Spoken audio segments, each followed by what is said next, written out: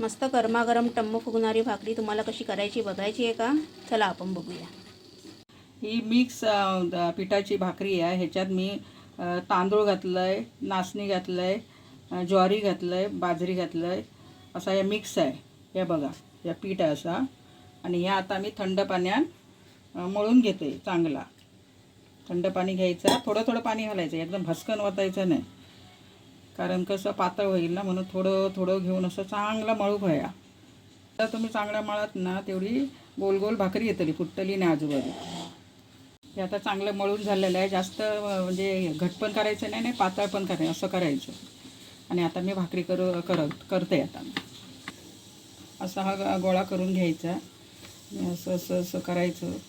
आणि हे असं असं करून हे ताटात खाली हे टाकायचं, पीठ असं पसरवायचं आणि भाकरी थापून घ्यायची। आता असं ठेवायचं, असं थोडं पावरून पण लावायचं असं पीठ, आणि ही अशी थापून घ्यायची, मग गोल येते ती अशी।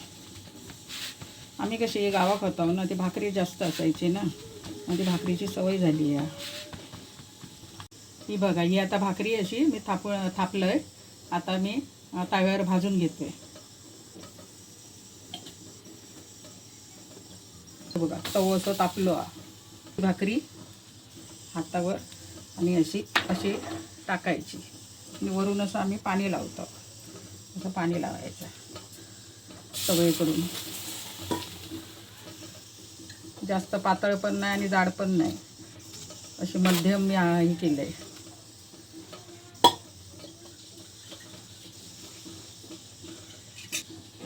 आता ही भाकरी बघा, थोडीशी सुकं तिला वरचं पाणी 4 बाजूनं काविलता घालायचं आता, आणि असं धरायचं आणि असं पलटी करायचं।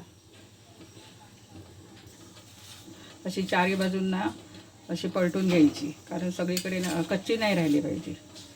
आणि अशी पलटी करायची अशी। हे बघा, अशी पलटी करायची। हे बघा, आता फुगली आहे बघा कशी, अशी थोडी तरी फुगा होईल। ही बघा,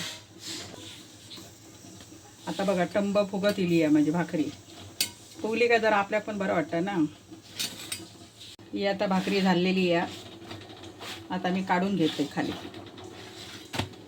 हे बघा, अशी ही मिक्स धान्याची भाकरी ती चांगली, आपल्या आरोग्यासाठी चांगली आहे। डॉक्टर सांगतात ना की नुसती तांदळाची खाऊ नको, म्हणून अशी मिक्स करायची बघा, अशी नरम एकदम राहता, दुसऱ्या दिवशीपर्यंत नरम राहता। तेव्हा ते माझ्या पद्धतीने करून बघा, आणि कमेंटमध्ये सांगा ही भाकरी कशी झाली आहे ती। आपली मिक्स धान्याची भाकरी तयार आहे, मस्त गरमागरम। खायला या, तुम्ही पण करून बघा, चांगली नरम पण राहते। तुम्हाला जर माझ्या आईच्या हातची जर रेसिपी आवडली असेल तर आमच्या चॅनल लाईक शेअर सबस्क्राईब करायला विसरू नका। आता आपण पुढच्या रेसिपी भेटूया। बाय, काळजी घ्या।